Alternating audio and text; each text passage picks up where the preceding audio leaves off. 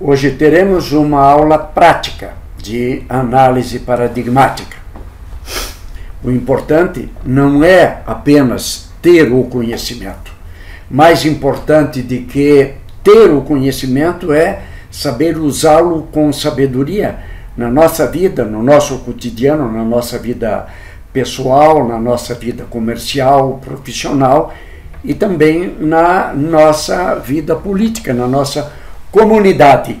Vamos analisar elementos paradigmáticos que estiveram presentes no declínio de 4 civilizações: persa, egípcia, romana, brasileira. O primeiro sintoma presente no declínio dessas civilizações é o pensamento primitivo, o retorno ao pensamento primitivo. Hoje é conhecido como pensamento maniqueísta. O que é o pensamento maniqueísta? É o bem contra o mal.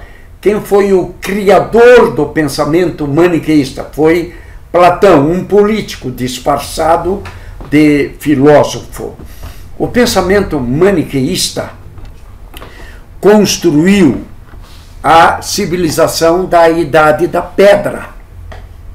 E como o conhecimento ele é cumulativo, devemos reconhecer que o maniqueísmo foi ótimo na Idade da Pedra.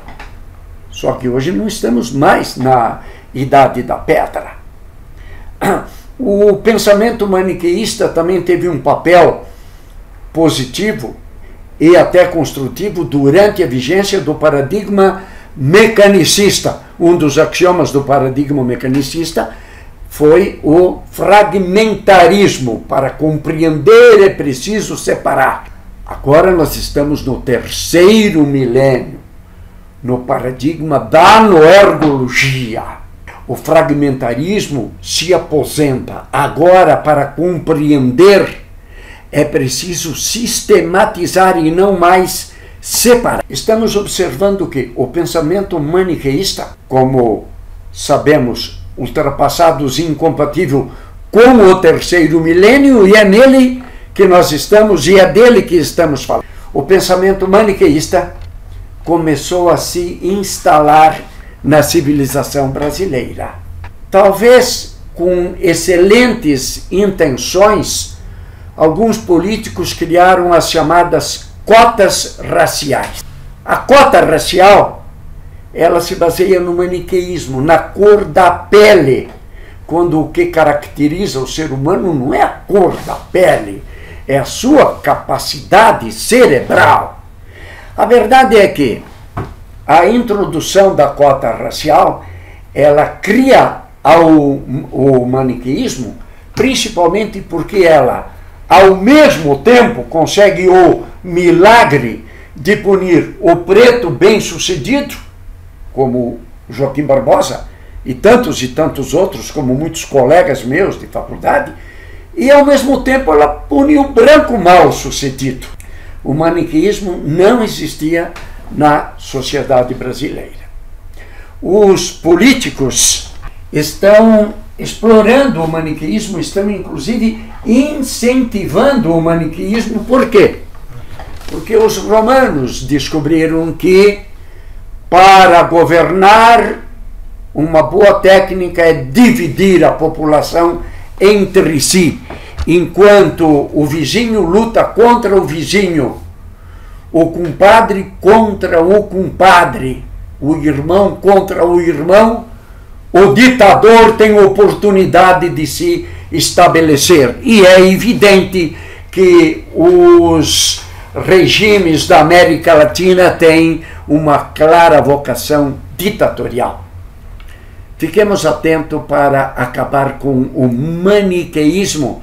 E um recado a você que é político: faça um curso básico de análise paradigmática. Você pode fazer, hoje tem a cadeira de análise paradigmática no site da Noergologia online.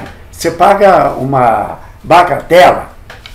Se você fizer um curso de análise paradigmática, você vai imediatamente suprimir a atual política de cotas baseadas em cor de pele por critérios inteligentes. Um segundo sintoma da decadência da civilização brasileira, é um sintoma que esteve igualmente presente no declínio da civilização romana, persa, egípcia. E esse sintoma está presente hoje na civilização brasileira. Acompanhe comigo.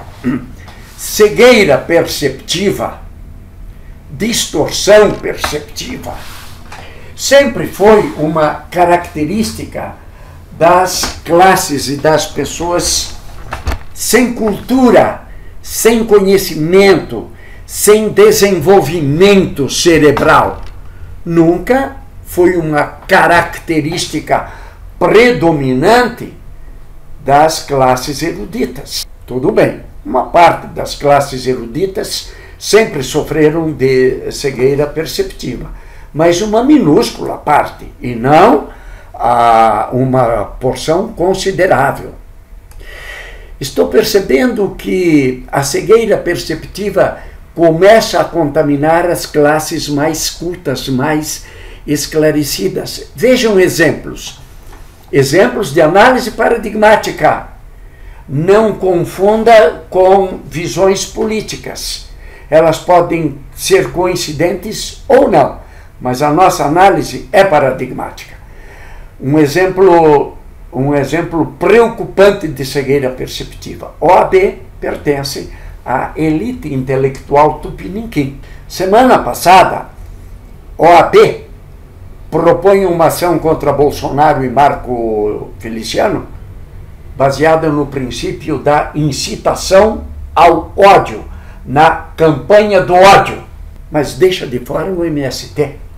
Ora, os parlamentares Bolsonaro e Feliciano defendem as suas conhecidas posições com palavras em discursos parlamentares. Jamais vi nenhum dos dois defenderem o uso da força bruta. E se o fizeram, estão errados. Agora, o MST é useiro e vezeiro, e a OAB conhece que o MST defende o ódio e a violência não só com palavras, mas também e principalmente com atos e armas. As suas passeatas são sempre acompanhadas da ostentação de armas. Como podemos explicar que um órgão tão lúcido como a OAB comete um ato tão rudimentar de cegueira perceptiva, ao enquadrar dois parlamentares na tese do ódio e a deixar uma entidade baseada na luta fora? Isso é claramente um fato preocupante de cegueira perceptiva. Mas não é um exemplo isolado. Esse exemplo está presente também em outros segmentos sociais. Vejam, muitos professores com pós-graduação, tudo bem, o nosso querido Cristóvão já defendia naquele tempo, o diploma precisa ter prazo de validade. Muitos professores tiraram a sua pós-graduação baseadas, ancoradas no paradigma mecanicista que morreu junto com o século XX. Agora, no século XXI, o paradigma é o paradigma da noergologia. Quer você conheça o paradigma ou não, a humanidade caminha para frente. Mas muitos professores ensinam e muitos jovens acadêmicos aprendem que pessoas que trabalharam, suaram, economizaram, prosperaram e compraram patrimônio, esse patrimônio, essa riqueza, deve ser uma maldição diabólica. E que aquele que ou não trabalhou e não tem patrimônio, ou trabalhou, mas torrou tudo e não economizou, é um santo. Essas pessoas dizem que o sistema bancário privado deve ser eliminado e substituído pela corrupção dos bancos estatais, como acontecia nos sistemas comunistas do leste europeu, os capitães da corrupção. E agora vem também a ideia de que o financiamento privado deve ser abolido, financiamento privado de campanha política, e substituído exclusivamente pelo financiamento público. Ora, O financiamento público foi a base da corrupção em todos os sistemas ditatoriais comunistas do leste europeu. Quando a cortina de ferro caiu, será que temos memória curta? O povo passando fome, a miséria presente na população e todos os ditadores morando em castelos repletos de luxo e riqueza. Por que será que alguns espertos políticos exploram a dicotomia e a cegueira perceptiva para defender essa tese do financiamento público? É fácil de perceber, porque aí todos ficariam sem dinheiro extra, a não ser os espertalhões que conhecem o caminho das pedras do mensalão, do petrolão, do cubatão. Hoje ainda continua jorrando todo santo mês. O Tesouro pega 10 mil reais para o médico cubano. O médico mesmo só recebe 2. O resto, ninguém sabe. Não, oficialmente tem uma versão. Logicamente, oficialmente, ninguém fala dos pedágios. A verdade é que a cegueira perceptiva e a dicotomia estão ameaçando a civilização brasileira. Esta é a verdade nua e crua. Hoje, esses dois ingredientes estão a serviço de um partido político. Se outro partido assumir o poder, poderá continuar usando maniqueísmo e cegueira perceptiva. Portanto, preste atenção, você que é aluno de análise paradigmática. Difunda os conceitos de análise paradigmática.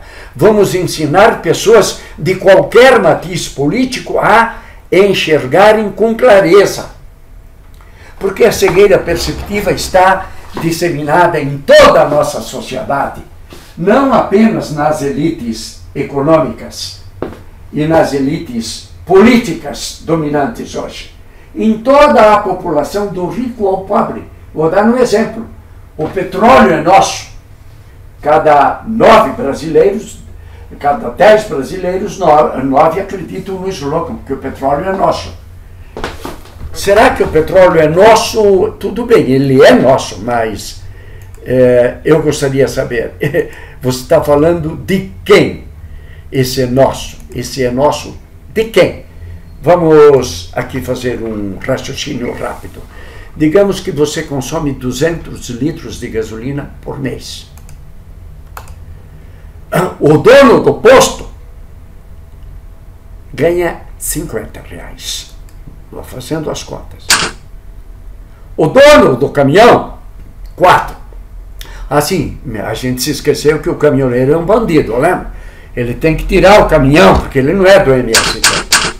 A Petrobras, estou falando do pessoal que trabalha na Petrobras, não o pessoal do Petrolão, ganha 16 reais.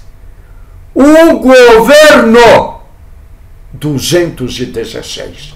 E você que diz que o petróleo é nosso, sabe quanto é que você paga? 494. Agora eu pergunto, o petróleo é nosso? De quem?